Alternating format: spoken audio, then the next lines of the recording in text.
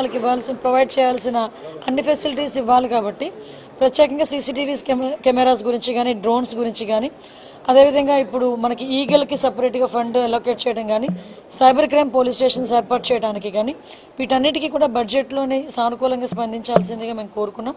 అదే విషయాన్ని ఈరోజు మేము పర్టికులర్గా ఈరోజు ఫైనాన్స్ మినిస్టర్ గారి దగ్గర కూడా కూర్చున్నాం. నాకు తెలిసి లాస్ట్ 5 yearsలో ఇటువంటి మీటింగ్ జరిగి ఉండదు. ఎందుకంటే డిపార్ట్మెంట్కి ఎలాకేషన్కి ఒక 5% పంపించేసే పరిస్థితులు తప్పించి ఏ రోజు కూడా డిపార్ట్మెంట్స్ దగ్గర నుంచి ముందుగా ప్రపోజల్స్ తెప్పించుకొని అది ఎంతవరకు ఇంప్లిమెంట్ అవుతుంది, ఎంతవరకు మనం చేయగలం అనే ఒక ముందే అవగాహన తెచ్చుకొని ఈరోజు బడ్జెట్ ప్రవేశపెట్టడం అన్నది ఎన్డీఏ గవర్నమెంట్కే చెల్లింది. ఈ విషయంలో బడ్జెట్ కూడా మ్యాక్సిమం ఈరోజు ఆక్టోపస్ దగ్గర నుంచి గ్రేహౌండ్స్ దగ్గర నుంచి మనం ఏర్పాటు చేసుకోవాలి, గ్రేహౌండ్స్ని మనం నిర్మించుకోవాలి. ఇవన్నీ కూడా న్యూ ఛాలెంజెస్ అన్నీ ఉన్నాయి. ఆ ఛాలెంజెస్ అన్నింటినీ కూడా మనం అందరం కూడా పూర్తి చేయాలనే ఉద్దేశంతోనే ఈరోజు బడ్జెట్ మీటింగ్ కూడా కొనసాగింది. రాబోయే బడ్జెట్లో పోలీస్ డిపార్ట్మెంట్కి మంచి చేకూరుతుంది అనమాట నేను కోరుకుంటున్నాను. లేదండి, డిఫరెంట్ ప్రపోజల్స్ అన్నీ ఉన్నాయి. ఇంకొన్ని ప్రపోజల్స్ కూడా రావాల్సినవి ఉన్నాయి. సో అన్నీ అయిన తర్వాత మీకు ఒక ఫిగర్ మెన్షన్. ఏం లేదండి, అది యాక్చువల్గా నేను మాట్లాడాను, మంత్రి గారితోనే మాట్లాడాను, డిపార్ట్మెంట్ వాళ్ళతో ఇక్కడ మాట్లాడాను. అది ఈరోజు ఇంకా ట్రేస్ అవుట్ అవుతుంది. బట్ కొంచెం నెగ్లిజెన్సీ కనిపించింది కాబట్టి డెఫినెట్గా అతని మీద చర్యలు తీసుకుంటాం. అంతే కదా, డిపార్ట్మెంట్ కాదు ఆయన దగ్గర క్యారీ చేసే విషయంలో ఎక్కడో చిన్న అంటే మిస్యూజ్ అని కూడా కాదు, బ్యాడ్ లక్. ఏముంది, చట్టం తన పని తను చేసుకెళ్ళిపోతుంది. ఏదైనా తప్పు చేసిన వాడికి ఏదో టైంలో శిక్ష తప్పదు, వెళ్తుంది. దానికి మనం రకరకాల మనుషులు రకరకాలుగా మాట్లాడుతున్నారు. నిన్న వైఎస్ఆర్సీపీ వాళ్ళందరూ బయటకు వచ్చి డీజీపీ ఆఫీసులో మాకు రిప్రజెంటేషన్ ఇవ్వలేకపోయాము ఇలాంటి మాటలు మాట్లాడుతూ ఉంటే కర్మ సిద్ధాంతం అన్నది నాకేదో గుర్తొచ్చింది. కొన్ని కర్మ సిద్ధాంతాలు కూడా ఉంటాయి కదా. లాస్ట్ టైం మీకు వాళ్ళకి గుర్తు చేయాలి, మమ్మల్ని కనీసం డీజీపీ ఆఫీస్ గేట్ కూడా ముట్టుకొని ఇచ్చేవారు కాదు. మా పార్టీ ఆఫీస్ నుంచి మేము బయలుదేరితే అక్కడ ముళ్ళ కంచెలు లాంటివి వేసి ఇనుప కంచెలు వేసేసి పోలీస్ ప్రొటెక్షన్ పెట్టేసి మమ్మల్ని లోపలికి కూడా వెళ్ళకుండా కిలోమీటర్ అవతలే మమ్మల్ని ఆపేసే పరిస్థితి. ఈరోజు చాలా మంది ఈ 7 నెలల కాలంలో డీజీపీని కలిసిన సందర్భాలు చాలా ఉన్నాయి. వైఎస్ఆర్సీపీ వాళ్ళు ఇదే ఎక్స్ మినిస్టర్ అంబటి రాంబాబు వీళ్ళందరూ కూడా ఈ 7 నెలల్లో 2-3 సార్లు వెళ్ళి డీజీపీని కలిసిన సందర్భం కూడా ఉంది.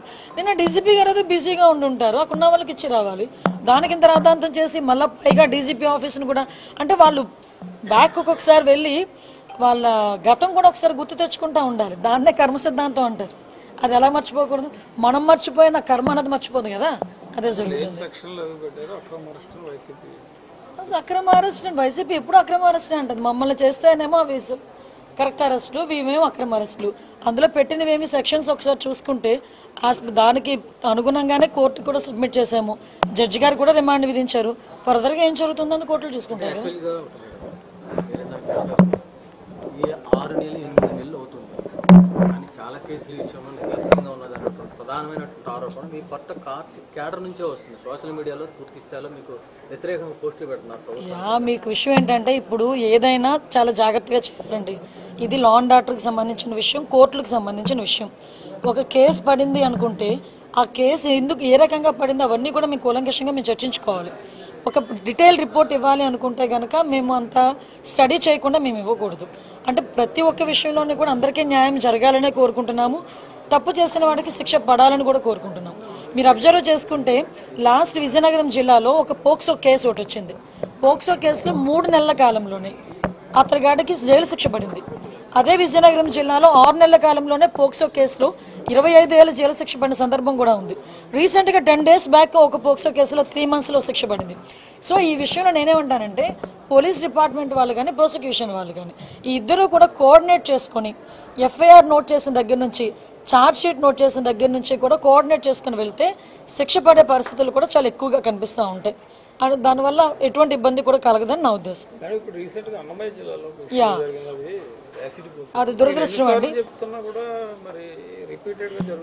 అంటే విషయం ఏంటంటే ఫర్దర్గా మీకు లాస్ట్ 6 monthsలో కూడా చూసుకుంటే యాక్చువల్ క్రైమ్ రేట్ 9% తగ్గింది. ఎందుకంటే మీరు అబ్జర్వ్ చేసుకున్నా కూడా ఎక్కడ కూడా నిందితులను పట్టుకునే విషయంలో ఎక్కడ కూడా చిన్న నిర్లక్ష్యం కూడా మేము వ్యవహరించట్లే.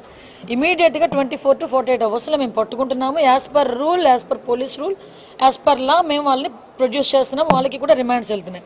మ్యాక్సిమం వాళ్ళకి శిక్ష తొందరగా పడేయడానికి కూడా ఛార్జ్ షీట్స్ ఓపెన్ చేయడం కానీ, వాటికి సంబంధించిన క్లూస్ ఇవ్వడం కానీ, ఫోరెన్సిక్ రిపోర్ట్స్ ఇవ్వడం కానీ చాలా తొందరగా డిపార్ట్మెంట్ వాళ్ళు చేస్తున్నారు.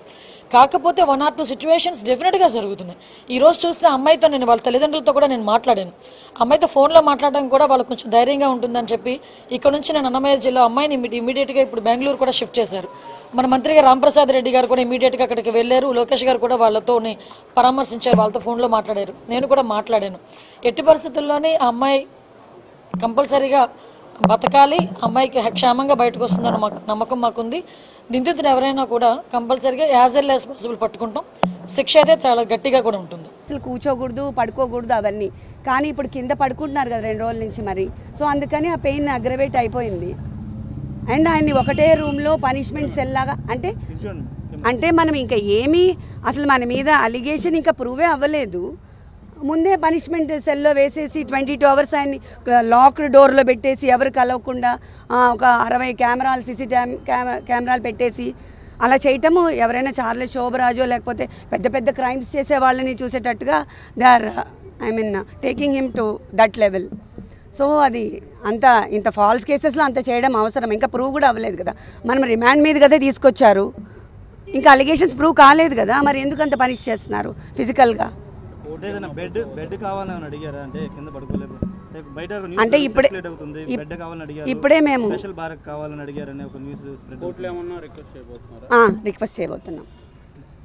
రిక్వెస్ట్ చేయబోతున్నాం మేము అది ఇప్పుడే. ఎందుకంటే ఆయన కింద పడుకోలేరు, కింద నుంచి లేవాలి ప్రతిసారి. జస్ట్ నేల మీద కదా, టెయిల్ బోన్ తగులుతూ ఉంటుంది కదా. టెయిల్ బోన్ మీకు అందరికీ తెలిసి ఉంటుంది, ఆ వెన్నెముకలో లాస్ట్లో ఉంటుంది. అది ఆల్రెడీ ఆయనకి ఫ్రాక్చర్ ఉంది పాపం. అదొకటి. బ్రీదింగ్ ఇష్యూస్ ఉన్నాయి. కోవిడ్ తర్వాత ఆయనకి చాలా బ్రీదింగ్ ఇష్యూస్ ఉన్నాయి, స్లీప్ యాప్నియా ఉంది. సో ఇవన్నిటికి అట్లా క్లోజ్ రూమ్లో లాక్ చేస్తే బ్రీదింగ్ ఆడదు కదా. బ్రీదింగ్ ఇష్యూస్ ఉన్న వాళ్ళకి ఆక్సిజన్ సప్లై సరిగా అవ్వదు. అవన్నీ ఫిజికల్గా టార్చర్ పెడుతున్నారు ఇప్పుడు.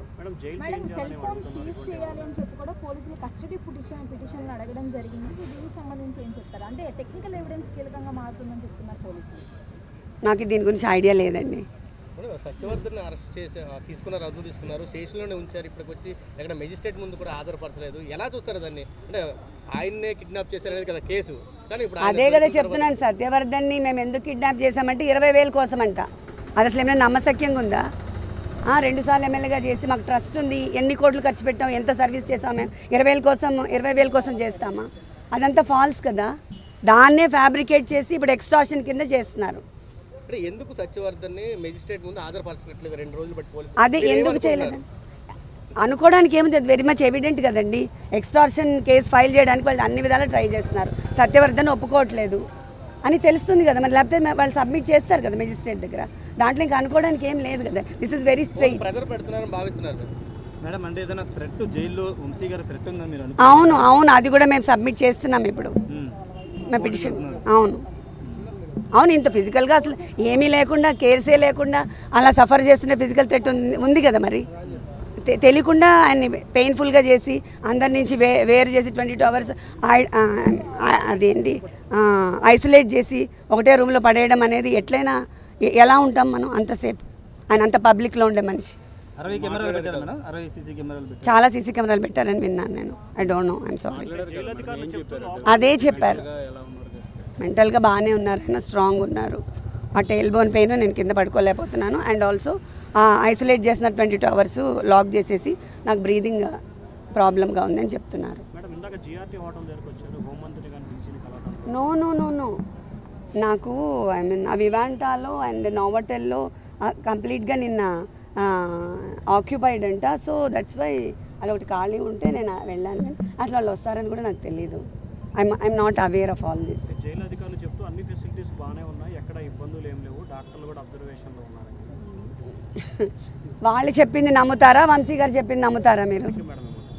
అలానే అవును చేస్తారు కదా, చెప్పాను కదా ఇప్పుడు. అప్పుడు ఇది ఎక్స్టార్షనే పెద్ద ఫేక్. ఇంతవరకు ప్రూవ్ చేయలేదు. కేసులు పెట్టడానికి ట్రై చేస్తున్నారు, ఇంకా ఏం ప్రూవ్ కాలేదు. కానీ ఇంత ఫిజికల్ టార్చర్ గురి చేస్తున్నారు, ఫిజికల్ అండ్ మెంటల్. జగన్ గారు మీకు ఏమైనా ఫోన్ చేశారా? పార్టీ సపోర్ట్ మీకు ఎంతవరకు ఉంది? పార్టీ సపోర్ట్ చాలా ఉంది నాకు. అక్కడి నుంచే మాకు ఐ మీన్ లీగల్ సెల్ అంతా మనకి అక్కడి నుంచే వర్క్ అవుతుంది, బాగా హెల్ప్ చేస్తున్నారు. Thank you. జగన్ గారు మాట్లాడారా? మీతో మాట్లాడారు, ధైర్యంగా ఉండమని చెప్పారా? చెప్పారు నాకు. నెక్స్ట్ వీక్ ఆయనతో మీటింగ్ కూడా ఉంది. కలుస్తున్నారా? చెప్పారు. వంశీ గారు 2 సార్లు ఎమ్మెల్యేగా ఎలక్ట్ అయ్యి మాకు ఓన్గా మా అరుణ మెమోరియల్ ట్రస్ట్లో మా సొంత డబ్బుతో అన్ని కోట్లు ఖర్చు పెట్టి మేము సర్వీస్ చేస్తుంటే ఈరోజు జస్ట్ 20,000 కోసం ఆ కంప్లైనెంట్ సత్యవర్ధన్ అనే అతన్ని మేము ఎక్స్టార్షన్ చేసాము అని పెట్టారు. అది ఎంతవరకు నమ్మశక్యం అనేది నాకు అర్థం కావట్లేదు. జస్ట్ 20,000 కోసం అలా ఆ కేసు చాలా ఇదిగా ఫ్యాబ్రికేట్ చేస్తూ ఉన్నారు. ఆ అబ్బాయి మీద ప్రెషర్ తీసుకొచ్చి మనము 20,000 కోసం ఆ అబ్బాయిని అబ్డక్ట్ చేశామని అలా చాలా డిఫరెంట్గా ఫాల్స్ అలిగేషన్స్తో ఫ్యాబ్రికేట్ చేసేస్తూ ఉన్నారు.